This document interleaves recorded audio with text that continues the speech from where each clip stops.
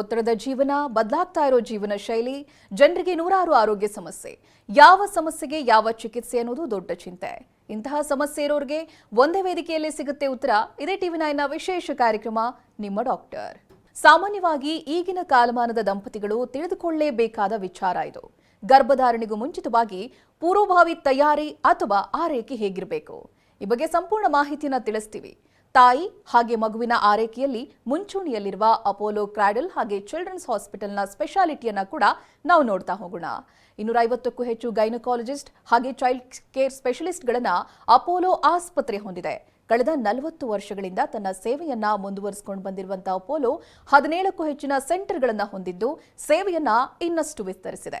ಇವತ್ತು ಗರ್ಭಧಾರಣೆಯ ಮುಂಚಿತವಾಗಿ ತಯಾರಿ ಹೇಗಿರಬೇಕು ಅನ್ನೋದ್ರ ಬಗ್ಗೆ ಮಾತನಾಡೋದಕ್ಕೆ ಇದೇ ಅಪೋಲೋ ಕ್ರಾಡಲ್ ಹಾಗೆ ಚಿಲ್ಡ್ರನ್ಸ್ ಹಾಸ್ಪಿಟಲ್ ಜಯನಗರ ಬೆಂಗಳೂರಿನ ಡಾಕ್ಟರ್ ಅಪೂರ್ವ ಪಾಲೆಂರೆಡ್ಡಿ ನಮ್ಮ ಜೊತೆಗಿದ್ದಾರೆ. ಬನ್ನಿ ಅವರೊಂದಿಗೆ ಮಾತನಾಡೋಣ. ನಮಸ್ತೆ ಡಾಕ್ಟರ್, ಕಾರ್ಯಕ್ರಮಕ್ಕೆ ಸ್ವಾಗತ. ನಮಸ್ತೆ. ಬಹುಶಃ ಈಗಿನ ದಂಪತಿಗಳು ತಿಳಿದುಕೊಳ್ಳಲೇಬೇಕು ಅಂತ, ಈಗಿನ ಜನರೇಷನ್ ಅವರಿಗೆ ಗೊತ್ತಿರಬೇಕು. ಬಹಳಷ್ಟು ಕಾರಣಗಳಿಂದ ಪೋಸ್ಟ್ಪೋನ್ ಮಾಡೋದಾಗಿರಲಿ, ಈ ರೀತಿಯಾದಂಥ ವಿಚಾರಗಳು ನಡೀತಾನೆ ಇರುತ್ತೆ. ನಿಮ್ಮ ಗಮನಕ್ಕೂ ಬಂದಿರುತ್ತೆ. What is the right age ಅಂತ ಪ್ರೆಗ್ನೆನ್ಸಿಗೆ? ಈಗ ನಾವು ಸೋಷಿಯಲ್ ಮೀಡಿಯಲ್ಲಿ ತುಂಬ ಸತಿ ನಾವು ಇದು ನೋಡ್ತಾ ಇರ್ತೀವಿ ದಟ್ ನಿಮ್ಗೆ ಯಾವಾಗ ಪ್ರೆಗ್ನೆನ್ಸಿ ಬೇಕು ಅಂತ ಅಂದರೆ ಆವಾಗ ನೀವು ಪ್ಲ್ಯಾನ್ ಮಾಡ್ಕೋಬೇಕು. ತುಂಬ ಪ್ರೆಷರಲ್ಲಿ ಹೋಗಬೇಡಿ. ಸೊಸೈಟಿ ಪ್ರೆಷರ್ ಆಗಲಿ, ಫ್ಯಾಮಿಲಿ ಪ್ರೆಷರ್ ಆಗಲಿ, ಡೋಂಟ್ ಗೋ ಫಾರ್ ದ್ಯಾಟ್. ನಿಮ್ಗೆ ಯಾವಾಗ ಪ್ರೆಗ್ನೆನ್ಸಿ ಬೇಕು ಅಂತ ಅಂದರೆ ಆವಾಗ ನೀವು ಪ್ರೆಗ್ನೆನ್ಸಿ ಮಾಡ್ಕೊಂಡು ಅದು ನಿಮ್ಮ ಹಕ್ಕು ಅಂತ ತುಂಬ ಒಂದು ಐಡಿಯಾ ಆರ್ ಥಾಟ್ ಪ್ರಾಸೆಸ್ ಅನ್ನೋದು ಬರುತ್ತೆ. ಬಟ್ ಬಾಡಿಗೆ ಆ ಥಾಟ್ ಪ್ರಾಸೆಸ್ ಅನ್ನೋದು ಗೊತ್ತಿರಲ್ಲ. ಏಜ್ ಅನ್ನೋದು is a reality. 30 years cross ಆದಮೇಲೆ ಅದು ಮೇಲ್ ಆಗಲಿ ಫೀಮೇಲ್ ಆಗಲಿ ಬಾಡಿಯಲ್ಲಿ ಕೆಲವೊಂದು ಚೇಂಜಸ್ಸು, ಬಾಡಿ ಪ್ಯಾಟರ್ನ್ ವೇರಿಯೇಷನ್ಸು ಇಂಥವೆಲ್ಲ ಬರುತ್ತೆ. ಸ್ಪೆಸಿಫಿಕಲಿ ವಿಮೆನ್ಗೆ 30 ಇಯರ್ಸ್ ಕ್ರಾಸ್ ಆದಮೇಲೆ ಮೇಯ್ನ್ ನಮ್ಮ ಎಗ್ಸ್ ಅಂತ ಹೇಳ್ತೀವಿ, ಅಂಡಾಣು ಅಂತ ಹೇಳ್ತೀವಿ, ಅದರದ್ದು ಕ್ವಾಲಿಟಿ ಕ್ವಾಂಟಿಟಿ ಎರಡೂ ಕಡಿಮೆ ಆಗ್ತಾ ಹೋಗುತ್ತೆ. ಸೊ 30 ಇಯರ್ಸ್ ಆದಮೇಲೆ ಪ್ರೆಗ್ನೆನ್ಸಿ ಆಗಲ್ವಾ ಅಂತ ಅಂದರೆ ಆ ಥರ ಏನೂ ಇಲ್ಲ. 30 ಇಯರ್ಸ್ ಆದಮೇಲೇನು 40 ಇಯರ್ಸ್ ಏಜಲ್ಲೇನೋ ತುಂಬ ಜನ ನ್ಯಾಚುರಲಿ ಕನ್ಸೀವ್ ಆಗಿ ಸ್ಪಾಂಟೇನಿಯಸ್ ಪ್ರೆಗ್ನೆನ್ಸೀಸ್ ಆಗಿ ಎಲ್ಲ ಹೆಲ್ದಿಯಾಗಿರೋದು ಸಿಚುವೇಶನ್ಸೂ ಇರುತ್ತೆ. ಬಟ್ ಅದನ್ನು ನಾವು ಸ್ಟ್ಯಾಂಡರ್ಡ್ ಅಂತ ಇಟ್ಕೊಳ್ಳೋಕ್ಕಾಗಲ್ಲ. So from a medical point of view we advise women that 30 ಇಯರ್ಸ್ಗಿಂತ ಕೆಳಗಡೆನೆ ಪ್ರೆಗ್ನೆನ್ಸಿನ ಅಟ್ಲೀಸ್ಟ್ ಪ್ಲ್ಯಾನ್ ಮಾಡೋದು ಸ್ಟಾರ್ಟ್ ಮಾಡಿದರೆ ಒಳ್ಳೆಯದು. ಬಟ್ ಆಬ್ವಿಯಸ್ಲಿ ಅದು ಎಲ್ಲ ಟೈಮಲ್ಲಿನೂ ಪ್ರಾಕ್ಟಿಕಲ್ ಇರಲ್ಲ. ಬಟ್ ಎಸ್, ಒಂದು ಏಜ್ ಅಂತ ನೀವು ಹೇಳಿದರೆ 30 to 35 I think is a good time for women to start planning pregnancy. Okay doctor, ಇವಾಗ ಪ್ಲಾನ್ ಮಾಡ್ತಾ ಇದ್ದಾರೆ ದಂಪತಿಗಳು, ಕನ್ಸೀವ್ ಆಗೋಕ್ಕೆ ಟ್ರೈ ಮಾಡ್ತಾ ಇದ್ದಾರೆ ಅಂತ ಹೇಳಿದ್ರೆ ಯಾವುದಾದ್ರೂ ಪ್ರೀ ಟೆಸ್ಟ್ಗಳ ಅಗತ್ಯ ಇರುತ್ತಾ ಅಥವಾ ಮೆಡಿಕೇಶನ್ಸ್ಗಳು ಏನು ಸಜೆಸ್ಟ್ ಮಾಡ್ತೀರಾ? ಪ್ರೀ ಕನ್ಸೆಪ್ಷನ್ ಕೌನ್ಸಿಲಿಂಗ್ ಅಂತ ಹೇಳ್ತೀವಿ. ತುಂಬ ಸತಿ ನಾವು ಪ್ರೆಗ್ನೆನ್ಸಿ ಬಂದಾದ್ಮೇಲೆ ಡಾಕ್ಟರ್ ಹತ್ರ ಹೋಗ್ತೀವಿ, ಅಥವಾ ಒಂದು 2-3 ಇಯರ್ಸ್ ಪ್ರೆಗ್ನೆನ್ಸಿಗೋಸ್ಕರ ಟ್ರೈ ಮಾಡಿ ಪ್ರೆಗ್ನೆನ್ಸಿ ಬಂದಿಲ್ಲ ಅಂತ ಅಂದರೆ ಆವಾಗ ಡಾಕ್ಟರ್ನ ಕನ್ಸಲ್ಟ್ ಮಾಡೋಕ್ಕೆ ಹೋಗ್ತೀವಿ. ಬಟ್ ಈಗಿನ ಕಾಲದಲ್ಲಿ ಪ್ರೀ ಕನ್ಸೆಪ್ಷನ್ ಕೌನ್ಸಿಲಿಂಗ್ ಅಂದರೆ ಪ್ರೆಗ್ನೆನ್ಸಿ ಬರೋಕ್ಕೆ ಮುಂಚೆನೇ ನಮ್ಗೆ ಏನಾದರೂ ತೊಂದರೆಗಳಿದೆಯಾ ಅನ್ನೋದು ಟೆಸ್ಟ್ ಮಾಡ್ಕೊಳ್ಳೋಕ್ಕೆ ಆರ್ ನಮ್ಮ ಹೆಲ್ತ್ ಹೆಂಗಿದೆ ಅನ್ನೋದು ನೋಡೋಕ್ಕೆ we kind of encourage them to do. ಇದನ್ನೇ ನಾವು ಫರ್ಟಿಲಿಟಿ ಚೆಕ್ ಅಂತ ಹೇಳ್ತೀವಿ. ಫರ್ಟಿಲಿಟಿ ಚೆಕ್ ಅನ್ನೋದು ಪ್ರೆಗ್ನೆನ್ಸಿ ಪ್ಲ್ಯಾನ್ ಮಾಡೋಕ್ಕೆ 1 or 2 months ಮುಂಚೆ ಮಾಡಿದ್ರೆ ಬರೋಕ್ಕೆ ನಮ್ಮ ಬಾಡಿ ಪ್ಯಾಟರ್ನಲ್ಲಿ ಎಲ್ಲ ಹೆಲ್ದಿ ಇದೆಯಾ, ಪ್ರೆಗ್ನೆನ್ಸಿ ಬರೋಕ್ಕೆ ಗರ್ಭಕೋಶ, ಅಂಡಾಶಯ, ಓವರೀಸ್, ಟ್ಯೂಬ್ಸ್, ಅದೇ ರೀತಿಯಲ್ಲಿ ಹಸ್ಬೆಂಡ್ ಪ್ಯಾರಾಮೀಟರ್ಸಲ್ಲಿ ಸ್ಪರ್ಮ್ ಪ್ಯಾರಾಮೀಟರ್ಸ್ ಕಣ ಅಂತ ಹೇಳ್ತೀವಿ, ಇದೆಲ್ಲ ಕರೆಕ್ಟಾಗಿದೆಯಾ, ಹೆಲ್ದಿಯಾಗಿದೆಯಾ, ಯಾವ ರೀತಿ ಲೈಫ್ ಸ್ಟೈಲ್ ಚೇಂಜಸ್ ಅಥವಾ ಸಪ್ಲಿಮೆಂಟ್ಸ್ ತೊಗೊಂಡಿದ್ರೆ ಪ್ರೆಗ್ನೆನ್ಸಿ ಹೆಲ್ತಿಯಾಗಿ ಬೇಗ ನ್ಯಾಚುರಲಿ ಬರಲಿಕ್ಕೆ ಚಾನ್ಸಸ್ ಹೆಚ್ಚಿಗೆ ಇರುತ್ತೆ ಅನ್ನೋದು ನಾವು ಈ ಚೆಕ್ಸಿಂದ we can tell them. Doctor, ಇವಾಗ ಸಾಮಾನ್ಯವಾಗಿ ಡಾಕ್ಟರ್ ಹತ್ರ ಹೋಗ್ತಾರೆ ಅಂತ ಹೇಳಿದ್ರೆ ಯಾವುದೇ ಸಮಸ್ಯೆಗಾದರೂ ಲೈಫ್ ಸ್ಟೈಲ್ ಚೆನ್ನಾಗಿ ಮೇಂಟೈನ್ ಮಾಡಿ, ಡಯಟ್ ಮೇಂಟೈನ್ ಮಾಡಿ ಅಂತ ಹೇಳ್ತಾರೆ. ಇದಕ್ಕೂ ಕೂಡ ಅದು ಅಪ್ಲೈ ಆಗುತ್ತಾ? ಆದರೆ ಯಾವ ರೀತಿಯಾಗಿ ಮೇಂಟೈನ್ ಮಾಡಬೇಕು ಅಂತ? ಲೈಫ್ ಸ್ಟೈಲ್ ಅಂತ ಎಲ್ಲರೂ ಹೇಳ್ತಾ ಇರ್ತೀರಾ. ಬಟ್ ಲೈಫ್ ಸ್ಟೈಲ್ ಅಂದರೆ ಏನು? ರೆಗ್ಯುಲರ್ ಈಟಿಂಗ್ ಪ್ಯಾಟರ್ನ್ ಅಂದರೆ ಈಗ ನಮಗೆ ತುಂಬ ನಾವೇ doctors irregular sleeping and eating ಪ್ಯಾಟರ್ನ್ಸ್ಗೆ ಡಾಕ್ಟರ್ಸೇ ಐಡಿಯಲ್ ಎಕ್ಸಾಂಪಲ್ ಕ್ಯಾಂಡಿಡೇಟ್ಸ್ ಆಗ್ತಾರೆ. ಬಟ್ ಆದ್ರೂ that 8 hours of sleeping pattern ಅನ್ನೋದು ವೆರಿ ಇಂಪಾರ್ಟೆಂಟ್. ಸ್ಪೆಷಲಿ ಲೇಡೀಸ್ಗೆ ನೈಟ್ ಶಿಫ್ಟ್ಸ್ ಇರೋದು ಆರ್ ಶಿಫ್ಟ್ಸ್ ಚೇಂಜ್ ಆಗ್ತಾ ಇರೋದು, ಅಂದರೆ 15 ದಿವಸ ಒಂಥರ ಶಿಫ್ಟು, ನೆಕ್ಸ್ಟ್ 15 ದಿವಸ ಇನ್ನೊಂದು ಥರ ಶಿಫ್ಟು, ಈ ಥರ ಶಿಫ್ಟ್ ಆಗ್ತಾ ಇದ್ದಾಗ ಬಾಡಿ ಮೇಲೆ ಅಡ್ಜಸ್ಟ್ ಆಗಲಿಕ್ಕೆ ತುಂಬ ಜಾಸ್ತಿ ಸ್ಟ್ರೆಸ್ ಆ್ಯಂಡ್ ಪ್ರೆಷರ್ ಆಗ್ತಾ ಇರುತ್ತೆ. ಅದರಿಂದ ಹಾರ್ಮೋನಲ್ ಇಂಬ್ಯಾಲೆನ್ಸ್ ಸ್ಟಾರ್ಟ್ ಆಗೋದು, ಪೀರಿಯಡ್ಸ್ ಅಬ್ನಾರ್ಮ್ಯಾಲಿಟಿ ಆಗೋದು, ವೆಯ್ಟ್ ಗೇನ್ ಆಗೋದು, ಇಂಥ ಇಶ್ಯೂಸ್ ಎಲ್ಲ ಸ್ಟಾರ್ಟ್ ಆಗುತ್ತೆ. Second thing is with respect to diet pattern. The food that you are having the sleep that you are maintaining and exercise ಯಾಕೆ ಅಂತ ಹೇಳ್ತೀವಿ ಅಂದರೆ ನಾವು ಎಷ್ಟೇ ಟಾಕ್ಸಿಕ್ ಕಂಟೆಂಟ್ಸ್ ನಾವು ಬಾಡಿಯಲ್ಲಿ ಕನ್ಸ್ಯೂಮ್ ಮಾಡಿದ್ರು ಎಕ್ಸಸೈಸ್ ಮಾಡಿದರೆ ಸ್ವೆಟ್ ಮೂಲಕ ಆರ್ ಟಾಕ್ಸಿನ್ಸ್ ಮೂಲಕ it will automatically keep getting eliminated. So positive and negative balance ಅಂತ ಏನು ಹೇಳ್ತೀವೋ ಅದು ಅಡ್ಜಸ್ಟ್ ಆಗ್ತಾ ಇರುತ್ತೆ. ಸೊ ಈ 3 ಆಸ್ಪೆಕ್ಟ್ಸ್ ನಾವು ಮೇಂಟೈನ್ ಮಾಡ್ಕೊಳ್ಳೋಕ್ಕಾದರೆ you don't need to do 5 hours of gym every day or you don't need to take protein shakes ಅಂಥವೆಲ್ಲ ಏನೂ ತೊಗೊಳಕ್ಕೆ ಅವಶ್ಯಕತೆ ಇರಲ್ಲ. ಬಟ್ ಅಟ್ಲೀಸ್ಟ್ ಒಂದು 10,000 to 50,000 ಸ್ಟೆಪ್ಸ್ ಮಾಡೋದು, ಸ್ಲೀಪ್ ಪ್ಯಾಟರ್ನ್ ರೆಗ್ಯುಲರಾಗಿ ಮೇಂಟೈನ್ ಮಾಡ್ಕೊಳ್ಳೋದು, ಈ ಥರ ಫ್ಯಾಕ್ಟರ್ಸ್ ನಾರ್ಮಲ್ ಮೇಂಟೈನ್ ಮಾಡ್ಕೊಂಡಿದ್ರು lifestyle we feel is in a good space. Yes, ಇವಾಗ ಫರ್ಟೈಲ್ ವಿಂಡೋ ಅಂತ ಬಂದಾಗ ಯಾವುದ್ರ ಜೊತೆಗೆ ಅದು ದಂಪತಿಗಳಿಗೆ ವ್ಯತ್ಯಾಸ ಆಗುತ್ತಾ ಹೇಗೆ ಡಾಕ್ಟರ್? ಡೆಫಿನೆಟ್ಲಿ ಸೈಕಲ್ ಡ್ಯೂರೇಷನ್ ಅಂದರೆ ಮೆನ್ಸ್ಟ್ರುವಲ್ ಪೀರಿಯಡ್ ಅಂತ ನಾವು ಏನು ಹೇಳ್ತೀವೋ ಆ ಸೈಕಲ್ ಡ್ಯೂರೇಷನ್ ಮೇಲೆ ಈ ಫರ್ಟೈಲ್ ವಿಂಡೋ ಅನ್ನೋದು ಡಿಪೆಂಡ್ ಆಗುತ್ತೆ. ಸೊ ಟೆಂಟೇಟಿವ್ಲಿ ಪೀರಿಯಡ್ ಬಂದಾದಮೇಲೆ ಒಂದು 14th ಡೇಗೆ ಎಗ್ ರಿಲೀಸ್ ಆಗೋದು ಅಥವಾ ಓವಲೇಷನ್ ಆಗೋದು ಅಂತ ನಾವು ಹೇಳ್ತೀವಿ.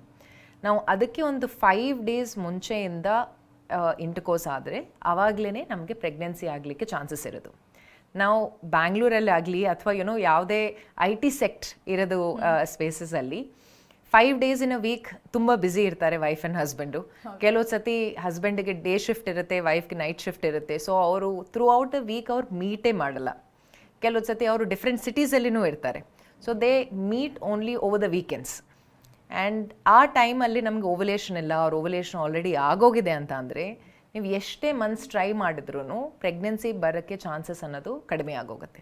Because you are not having sex around the time of ovulation. So ಅದಕ್ಕೋಸ್ಕರ ನಿಮ್ಮ ಬಾಡಿ ಪ್ಯಾಟರ್ನ್ ಪ್ರಕಾರ ಫರ್ಟೈಲ್ ವಿಂಡೋ ಯಾವುದು ಅನ್ನೋದು ಗೊತ್ತಾಗೋದು ತುಂಬ important. It has so happen that ನಾವು ಟೆಸ್ಟ್ ಮಾಡಿದ್ದಾಗ ಕಪಲ್ಸ್ಗೆ ನಾವು ಹೇಳ್ತೀವಿ, ಓಕೆ ನೀವು ಈ ಡೇ ನೀವು ಎಗ್ ರಿಲೀಸ್ ಆಗುತ್ತೆ, ಅವ್ರ ಓವಲೇಷನ್ ಆಗುತ್ತೆ, ನೀವು ಜೊತೆಯಲ್ಲಿ ಇರಬೇಕು ಅಂತ ನಾವು ಹೇಳಿದ್ರೂ ಸಹ ಮನೇಲಿ ಏನೋ ವರ್ಕ್ ಬರೋದು ಆರ್ ಗೆಸ್ಟ್ಸ್ ಬಂದಿದ್ದಾರೆ ಅಂತ ಹೇಳೋದು ಆರ್ ಆಫೀಸಲ್ಲಿ ಏನೋ ಎಕ್ಸ್ಟೆನ್ಷನ್ ಆಗಿದೆ ಅನ್ನೋದು, ಆ ರೀತಿ those days they can be together. ನಾವು ಸ್ಕ್ಯಾನ್ ಮಾಡಿ ಅವ್ರಿಗೆ ಹೇಳಿರೋದ್ರಿಂದ ಆ ತಿಂಗಳು ಅವ್ರಿಗೆ ಗೊತ್ತಾಗುತ್ತೆ. ಬಟ್ ಅದಕ್ಕೆ ಮುಂಚೆ ತಿಂಗಳಲ್ಲಿ ಅವರು ನಾವು ಇಷ್ಟು ಸತಿ ಜೊತೆಯಲ್ಲಿದ್ವಿ ಆ್ಯಂಡ್ ಇಷ್ಟು ದಿನದಿಂದ ಟ್ರೈ ಮಾಡ್ತಾ ಇದ್ವಿ ಆದ್ರೂ ಪ್ರೆಗ್ನೆನ್ಸಿ ಬರ್ತಾ ಇಲ್ಲ ಅಂತ ಇನ್ನೂ ಜಾಸ್ತಿ ಟೆನ್ಷನ್ ಮಾಡ್ಕೊಳ್ತಾರೆ. ಎಕ್ಸಾಕ್ಟ್ ಎಷ್ಟು ದಿನ ಇರುತ್ತೆ ಡಾಕ್ಟರ್ ಅದು fertile window? Around 5 days. Egg ಅನ್ನೋದು is alive in the body only for 12 to 24 hours. But sperm can live in the body anyway between 2 to 7 days also. ಅದ್ರ ಸ್ಟ್ರೆಂತಿಂದ ಕೆಪಾಸಿಟಿಯಿಂದ ಅಷ್ಟು ದಿವಸ ತನಕನೂ sperm can survive. So ovulation ಆಗೋದಕ್ಕೆ 4-5 days ಮುಂಚೆಯಿಂದ ಜೊತೆಯಲ್ಲಿರೋದು. So that is from 10th day of the period to 16th to 17th day of the period is what we say maximum fertility potential ಇರೋದು ಆ ಟೈಮಲ್ಲಿ ಇರುತ್ತೆ. ಎಸ್ ಡಾಕ್ಟರ್, ಇವಾಗ fertility ಏನೋ ಸಮಸ್ಯೆ ಇದೆ ಅಂತ ಹೇಳಿದ್ರೆ ಅದಕ್ಕೆ ಏನೇನು ಟ್ರೀಟ್ಮೆಂಟ್ ಅವೈಲೇಬಲ್ ಇದೆ ಅನ್ನೋದಾಗಿ ಇವಾಗ? So first of all most commonly I think these days ನಮಗೆ ಇರೋದು PCOS ಆರ್ ಪಾಲಿಸಿಸ್ಟಿಕ್ ಓವರಿ ಅಂತ ಹೇಳ್ತೀವಿ. That is period related abnormality. ನಾನೀಗ ನಿಮಗೆ ಫರ್ಟೈಲ್ ವಿಂಡೋ ಇಷ್ಟು ಟೈಮಿಂದ ಇಷ್ಟು ಟೈಮ್ ತನಕ ಅಂತ ಹೇಳಿದ್ದೀನಿ. ಬಟ್ ಪೀರಿಯಡ್ಸೇ ಅಬ್ನಾರ್ಮಲ್ ಆದರೆ ಅವ್ರ ಫರ್ಟೈಲ್ ವಿಂಡೋ ಹೆಂಗಿದೆ ಅನ್ನೋದು ಹೆಂಗೆ ಗೊತ್ತಾಗಲ್ಲ. ಪ್ಲಸ್ PCOS ವುಮೆನಲ್ಲಿ period related abnormalities or ovulation related abnormalities ಇರುತ್ತೆ. ಅಂದರೆ ಕರೆಕ್ಟಾಗಿ ತಿಂಗಳು ಅಂಡಾನು ರಿಲೀಸ್ ಆಗಲ್ಲ. ಸೊ ಅದರಿಂದಾನು ಪ್ರೆಗ್ನೆನ್ಸಿ ಬರಲಿಕ್ಕೆ ಡಿಲೇ ಆಗೋದು, ಕನ್ಸೆಪ್ಷನ್ ರಿಲೇಟೆಡ್ ಚೇಂಜಸ್ ಆಗೋದು ಬರುತ್ತೆ. ಟ್ರೀಟ್ಮೆಂಟ್ ಪ್ರೋಟೋಕಾಲ್ ಅಂತ ಅಂದರೆ ನಾವು ನಾರ್ಮಲಿ 3 levels ಅಂತ ಹೇಳ್ತೀವಿ: tablets, injections, IVF. It doesn't mean that ಎಲ್ಲರಿಗೂ ಎಲ್ಲ ಟ್ರೀಟ್ಮೆಂಟು ಬೇಕಾಗತ್ತೆ ಅಂತ. ನಮ್ಮ ಬಾಡಿ ಪ್ಯಾಟರ್ನ್ ಪ್ರಕಾರ ನಮಗೆ ಏನು ಇಶ್ಯೂ ಇದೆ ಆರ್ ಏನು ಪ್ರಾಬ್ಲಮ್ ಇದೆ ಅನ್ನೋದ ಮೇಲೆ ಯಾವ ರೀತಿ ಟ್ರೀಟ್ಮೆಂಟ್ ತೊಗೊಂಡಿದ್ರೆ ಬೆನಿಫಿಟ್ ಇರುತ್ತೆ ಅನ್ನೋದು ನೋಡೋದು ಇಂಪಾರ್ಟೆಂಟ್. ಈಗ for someone who requires an injection ನಾವು ಟ್ಯಾಬ್ಲೆಟ್ಸ್ ಕೊಟ್ಟಿದ್ರೆ ವರ್ಕ್ ಆಗಲ್ಲ. ಅವ್ರೇನು ಅಂದ್ಕೊಳ್ತಾರೆ, ನಾನು ಟ್ರೀಟ್ಮೆಂಟ್ ತೊಗೊಳ್ತಾ ಇದ್ವಿ ಆದ್ರೂ ಪ್ರೆಗ್ನೆನ್ಸಿ ಬರ್ತಾ ಇಲ್ಲ ಅಂತ. ಬಟ್ ಅವ್ರಿಗಿರೋದು ಪ್ರಾಬ್ಲಮ್ಗೆ that is not the right treatment. So first thing is to identify problem ಯಾವುದು, ಆ ಪ್ರಾಬ್ಲಮ್ಗೆ ಯಾವ ಥರ ಟ್ರೀಟ್ಮೆಂಟ್ ತೊಗೊಂಡಿದ್ರೆ ಬೆನಿಫಿಟ್ ಇರುತ್ತೆ. ಟ್ಯಾಬ್ಲೆಟ್ಸ್ ತೊಗೊಂಡು ಸೆಟಲ್ ಆಗೋಗುತ್ತಾ ಅಥವಾ IUI ಇಂಜೆಕ್ಷನ್ಸ್ ಅಂತ ಹೇಳ್ತೀವಿ ಆ ರೀತಿ ತೊಗೋಬೇಕಾ ಅಥವಾ IVF ಟೆಸ್ಟ್ ಟ್ಯೂಬ್ ಬೇಬಿ ಆ ರೀತಿ ತೊಗೊಂಡಿದ್ರೆ ಪ್ರೆಗ್ನೆನ್ಸಿ ಚಾನ್ಸಸ್ ಹೆಚ್ಚಿಗೆ ಆಗುತ್ತಾ ಅನ್ನೋದು ನೋಡ್ತೀವಿ. ಎಸ್ ಡಾಕ್ಟರ್, ಇವಾಗ PCOSನಿಂದ ಅದು ಮೆನ್ಷನ್ ಮಾಡಿದ್ರೆ ನೀವು ಏನೇನು ಕಾಂಪ್ಲಿಕೇಶನ್ಸ್ ಆಗಬಹುದು ಅಂತ? ಮೇನ್ ಕನ್ಸರ್ನ್ PCOSದು ಪೀರಿಯಡ್ ಇರೆಗ್ಯುಲಾರಿಟೀಸ್, ವೆಯ್ಟ್ ಗೇನ್. ಈ 2 ಫ್ಯಾಕ್ಟರ್ಸೇ ನಮಗೆ ತುಂಬ ಜಾಸ್ತಿ ಫರ್ಟಿಲಿಟಿ ರಿಲೇಟೆಡಿಂದ ಇಶ್ಯೂಸ್ ಕಾಸ್ ಮಾಡುತ್ತೆ. ಸೊ ಬಾಡಿ ಒಳಗಡೆ ಇರೋದು ಎಲ್ಲ ಎಗ್ಸೂ ವಿಮೆನ್ಗೆ ಓವರೀಸ್ ಒಳಗಡೆ ಸ್ಟೋರ್ ಆಗಿರುತ್ತೆ. ಓಕೆ.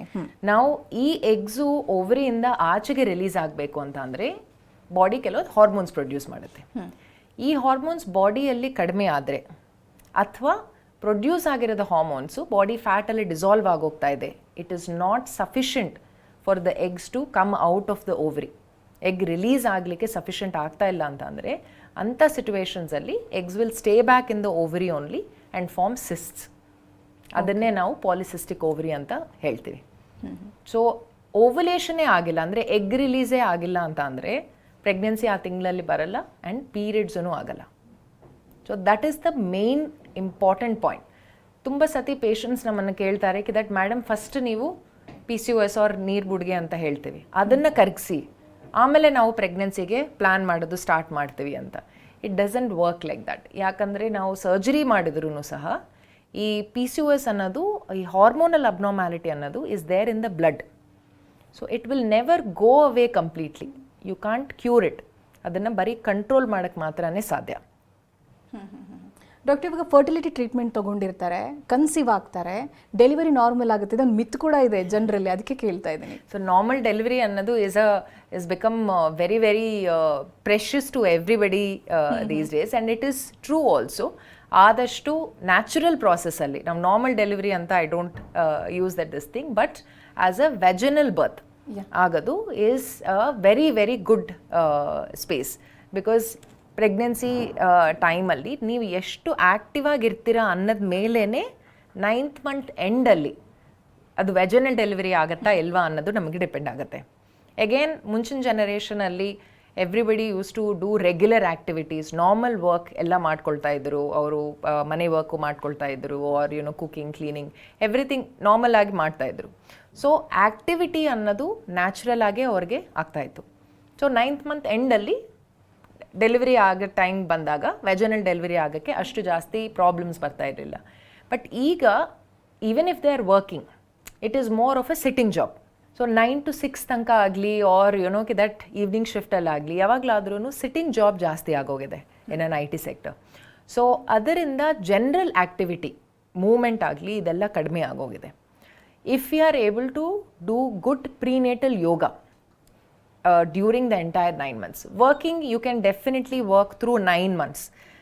ನಮಗೆ IVF ಪೇಷಂಟ್ಸು ಇದ್ದಾರೆ who have continue to work till 9 months of their pregnancy and who have had normal delivery or vaginal delivery also. So treatment ಯಾವ ರೀತಿ ತೊಗೊಂಡಿದ್ದೀರಾ ಅನ್ನೋದು is not going to determine how you will deliver.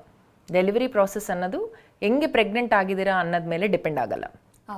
It depends on ನಿಮ್ಮ lifestyle during pregnancy ಎಷ್ಟು active ಆಗಿತ್ತು, labour ಟೈಮಲ್ಲಿ pain ತಡ್ಕೊಳ್ಳೋದ capacity ಹೆಂಗಿದೆ, and baby heartbeat contractions ಟೈಮಲ್ಲಿ ಹೆಂಗಿದೆ ಅನ್ನೋದ ಮೇಲೇ is dependent on the delivery type. ಯಾವ ರೀತಿಯಾಗಿ ಮಹಿಳೆ ಕೇರನ್ನು ಮಾಡಬೇಕು, ವರ್ಕಿಂಗ್ ವುಮೆನ್ ಅನ್ನೋದಾಗಿ ಅದೇ ವಿಚಾರವಾಗಿ ಕೇಳೋದಾದರೆ, ಇವಾಗ ಪ್ರೆಗ್ನೆನ್ಸಿಯಲ್ಲಿ ಎಷ್ಟು ಮಂತ್ವರೆಗೂ ಕೆಲಸ ಮಾಡ್ಬೋದು, ಕೆಲಸ ಮಾಡಲೇಬೇಕಾ, ಮಾಡ್ಬೋದಾ ಅನ್ನುವಂಥದ್ದು. So these are 3 factors that we look into consideration during pregnancy and work. ಒಂದು, night shifts is something that we definitely avoid in pregnancy. So ನೀವು ಪ್ರೆಗ್ನೆಂಟ್ ಇದ್ದೀರಾ ಆ್ಯಂಡ್ ಆಲ್ರೆಡಿ ಡಾಕ್ಟರ್ ಹತ್ರ ಕನ್ಸಲ್ಟ್ ಮಾಡ್ತಾ ಇದ್ದೀರಾ ಅಂತ ಅಂದರೆ ಬೈ ಚಾನ್ಸ್ ನೈಟ್ ಶಿಫ್ಟ್ ಇದ್ದರೆ ನೀವು ಅವರಿಂದ ಸರ್ಟಿಫಿಕೇಟ್ ತೊಗೋಬೋದು saying that okay we are pregnant, so we do not want to continue as a night shift. That is definitely priority working ಮಾಡ್ತಾ ಇದ್ದಾಗ್ಲೂ. Second thing, distance. Per day ಅಂದಾಜವಾಗಿ ಒಂದು 3 hours of travel is acceptable. 3 hours ಜಾಸ್ತಿ ಆದಾಗ ಏನಾಗುತ್ತಂದರೆ ಬಾಡಿಯಲ್ಲಿ stress levels ಜಾಸ್ತಿ ಆಗುತ್ತೆ, weakness ಜಾಸ್ತಿ ಆಗುತ್ತೆ. So all of that effect will kind of happen on the baby. So we say on an average up to 2 to 3 hours of travel, ಅಂದರೆ ನೀವು ವರ್ಕಿಗೆ ಹೋಗೋದು ವಾಪಸ್ ಬರೋದು should be within this amount of time. Third thing is health of the baby. So in case ಕೆಲವು ಸತಿ ಪ್ರೆಗ್ನೆನ್ಸಿಯಲ್ಲಿ first 3 months spotting ಆಗೋದು ಆರ್ ಬ್ಲೀಡಿಂಗ್ ಆಗೋದು, ಹೊಟ್ಟೆ ನೋವು ಬರೋದು, ಇಂಥ ಸಿಮ್ಟಮ್ಸ್ ಎಲ್ಲ ಇರುತ್ತೆ. ಸೊ ಈ ಥರ ಸಿಮ್ಟಮ್ಸ್ ಇದ್ದಾಗ then we recommend them to avoid travelling. And if the work is not very stressful, ಅಂದರೆ ವರ್ಕ್ ತುಂಬ ಸ್ಟ್ರೆಸ್ ಇಲ್ಲ, ಪ್ರೆಷರ್ ಇಲ್ಲ ಅಂತ ಅಂದರೆ then they can still continue working. Doctor, ಇವಾಗ ಜನರೇಷನ್ ಮಿಸ್ಅಂಡರ್ಸ್ಟ್ಯಾಂಡಿಂಗ್ಸ್ ಇದೆಯಲ್ಲ, ನಾನು ಅದ್ರ ಬಗ್ಗೆನೂ ಕೇಳಿಬಿಡ್ತೇನೆ. ಇವಾಗ ಅತ್ತೆ ಅವರು ಪ್ರೆಗ್ನೆನ್ಸಿ ನಾವು ತುಂಬ ಕೆಲಸ ಮಾಡ್ತಾ ಇದ್ವಿ, ಏನು ಸಮಸ್ಯೆ ಆಗ್ತಾ ಇರಲಿಲ್ಲ ಅಂತ. ತುಂಬ ಕೆಲಸ ಅಂದರೆ ಎಷ್ಟರ ಮಟ್ಟಿಗೆ ಮಾಡ್ಬೋದು ಡಾಕ್ಟರ್? ಅವ್ರ ಪ್ರೆಗ್ನೆನ್ಸಿ ಆಗಿ ತುಂಬ ಟೈಮ್ ಆಗೋಗಿದೆ. ಸೊ ಅದಕ್ಕೋಸ್ಕರ ಅವ್ರಿಗೆ ಯೂಶಲಿ ಎಷ್ಟು ವರ್ಕ್ ಮಾಡಿದ್ವಿ, ಅವ್ರು ಆ ವರ್ಕ್ ಮಾಡ್ತಾ ಇದ್ದಾಗ ಅವ್ರಿಗೆ ಎಷ್ಟು ತೊಂದರೆ ಆಗಿತ್ತು ಅದೆಲ್ಲ ಅನ್ನೋದು ಗೊತ್ತಿರಲ್ಲ. Second thing, it's very unlikely that ಅವ್ರಿಗೆ 20 or 25, 30 ಇಯರ್ಸ್ ಟೈಮಲ್ಲಿ ಅವ್ರಿಗೆ ಪ್ರೆಗ್ನೆನ್ಸಿ ಆಯಿತು ಅಂತ. Age again is what will play a important factor. That ಆ ಟೈಮಲ್ಲಿ ಇರೋದು ಏಜ್ ಆರ್ ಆ ಟೈಮಲ್ಲಿ ಇರೋದು ಮೆಡಿಕಲ್ ಕಂಡೀಷನ್ಸ್ನ ನಾವು ಈಗಿನ ಜನರೇಷನ್ಗೆ ಇರೋದು ಮೆಡಿಕಲ್ ಕಂಡೀಷನ್ಸ್ ಜೊತೆ ಆರ್ ಅವ್ರ ಹೆಲ್ತ್ ಜೊತೆ ನಾವು ಕಂಪೇರ್ ಮಾಡೋಕ್ಕಾಗಲ್ಲ. ಯಾಕಂದರೆ ಆ ಟೈಮಲ್ಲಿ the food, the air that they were breathing and even ಅವ್ರು ಕುಡಿತಾ ಇರೋದು ನೀರು, it was in a better level, in a better quality. And age of pregnancy ಅನ್ನೋದು ವಾಸ್ ಲೆಸರ್. ಸೊ ಹಾಗಾಗಿ certain level of work was acceptable even then. But that doesn't mean that ನಾವೀಗ pregnant ವುಮೆನ್ನ push ಮಾಡಬೇಕು or everybody body pattern ಅನ್ನೋದು different ಆಗಿರುತ್ತೆ. So it's possible that ಅವರು 30-40 ಇಯರ್ಸಲ್ಲಿ ಅವ್ರು pregnant ಆಗಿ ಅವರೆಲ್ಲ ಚೆನ್ನಾಗೆಲ್ಲ ವರ್ಕ್ ಮಾಡಿದ್ರು ಅಂತ ಅದನ್ನು ನಾವು ಈಗಿನ ಜನರೇಷನ್ ವಿಮೆನ್ ಮೇಲೆ ಫೋರ್ಸ್ ಮಾಡೋಕ್ಕಾಗಲ್ಲ. ಐ ಆಲ್ವೇಸ್ ಟೆಲ್ ದೆಮ್ ನಿಮಗೆ ಎಷ್ಟು ಕಂಫರ್ಟ್ ಲೆವೆಲ್ ಇದ್ದರೆ ಅಷ್ಟು ತನಕ ಮಾತ್ರನೇ ಮಾಡಿ. ಇವತ್ತು ನಿಮಗೆ ತುಂಬ ಎನರ್ಜಿ ಅಂತ ಅನಿಸ್ಬೋದು, 15-20 ನಿಮಿಷ ಆರ್ ಸಮ್ಟೈಮ್ಸ್ 1 hour ಎಕ್ಸಸೈಸ್ ಮಾಡಿದಷ್ಟು ಎನರ್ಜಿ ಇರ್ಬೋದು. But next day you might feel a little tired, you might feel that okay ನನಗೆ ಅಷ್ಟು ಕೆಲಸ ಮಾಡೋಕ್ಕೆ ಇವತ್ತು ಆಗ್ತಾ ಇಲ್ಲ ಅಂತ. So in that time let your body take that call. And if you are feeling tired, ನಿಮ್ಗೆ ಸುಸ್ತು ಅನಿಸ್ತಾ ಇದ್ದರೆ ಆವಾಗ ರೆಸ್ಟ್ ತೊಗೊಳ್ಳಿ. ನಿನ್ನೆ ನಾನು 1 hour ಎಕ್ಸಸೈಸ್ ಮಾಡಿದ್ದೀನಿ, ಇವತ್ತು 1 hour ಎಕ್ಸಸೈಸ್ ಮಾಡಿಲ್ಲ ಅಂತ ಅಂದರೆ ನನಗೆ ವೆಜನಲ್ ಡೆಲಿವರಿ ಆಗಲ್ಲ ಆರ್ ನಾರ್ಮಲ್ ಡೆಲಿವರಿ ಆಗಲ್ಲ, ಅಥವಾ ಏನೋ ಪ್ರಾಬ್ಲಮ್ ಆಗೋಗುತ್ತೆ, ನಾನು ವೀಕ್ ಆಗೋಗ್ತಾ ಇದ್ದೀನಿ ಅಂತ ನೆಗೆಟಿವ್ ರಿಇನ್ಫೋರ್ಸ್ಮೆಂಟ್ ಇರಬಾರ್ದು. ಓಕೆ ಡಾಕ್ಟರ್, ಇನ್ನು ಸಂಬಂಧದ ಒಳಗೆ ಮದುವೆ ಆಗ್ತಿರಲ್ಲ, ಅದರಿಂದ ಏನಾದರೂ ಸಮಸ್ಯೆ ಆಗುತ್ತಾ? ಒಂದು ವೇಳೆ ಆಗಿದ್ದಾರೆ ಅಂತ ಹೇಳಿದ್ರೆ ಅವ್ರೇನಾದರೂ ಸ್ಪೆಷಲ್ ಕೇರ್ ತಗೋಬೇಕಾ ಡಾಕ್ಟರ್? ಥ್ಯಾಂಕ್ಫುಲಿ ಐ ಥಿಂಕ್ ಈಗ ರಿಲೇಷನ್ಸ್ ಅಲ್ಲಿನೇ ಮದುವೆ ಆಗೋದು ಅನ್ನೋ ಕಾನ್ಸೆಪ್ಟ್ ಸ್ವಲ್ಪ ಕಡಿಮೆ ಆಗಿದೆ.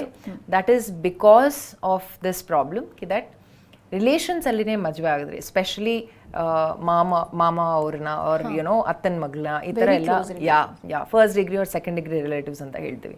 ಸೊ ಈ ಥರ ಮ್ಯಾರೇಜ್ ಆದರೆ ಮನೆಯಲ್ಲಿ ಏನಾದರೂ ಜೆನೆಟಿಕ್ ಅಬ್ನಾರ್ಮ್ಯಾಲಿಟಿ ಇದ್ರೆ ಅದು ಬೇಬಿಯಲ್ಲಿನೂ ಬರಲಿಕ್ಕೆ ಚಾನ್ಸಸ್ ಇರ್ಬೋದು.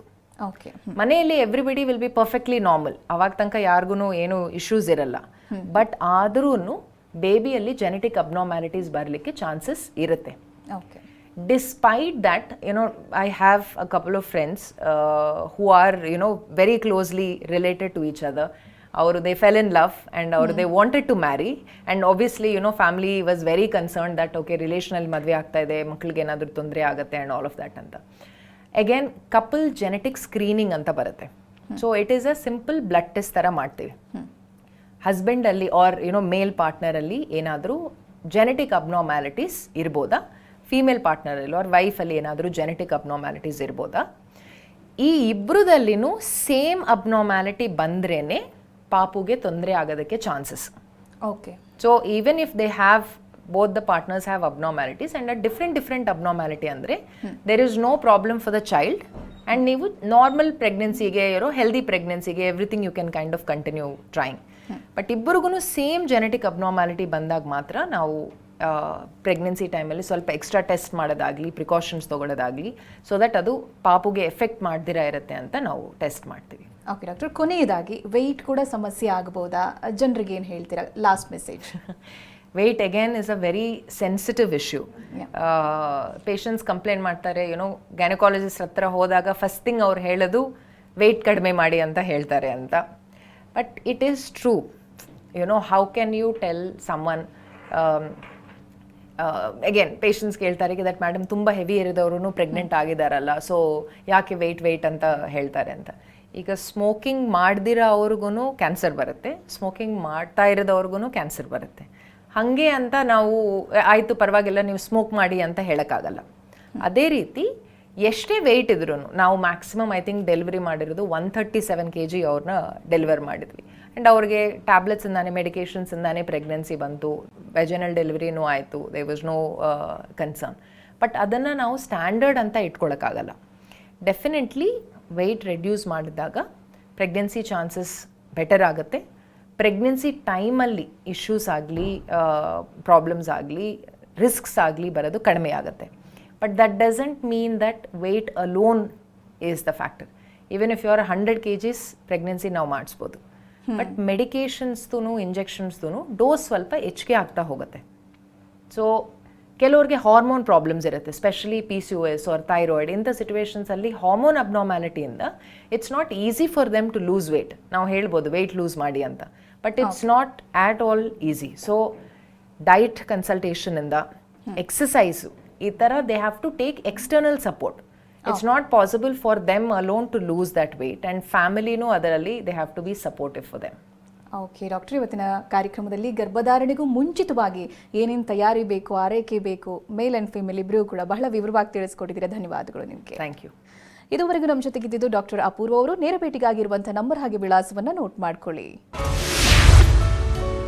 Apollo Cradle and Children's Hospital, Jayanagar, number 25, 46 cross, Jayanagar 5th block, opposite Raghavendra Swami Math, Bengaluru 560011, Karnataka. Contact number 918447734796.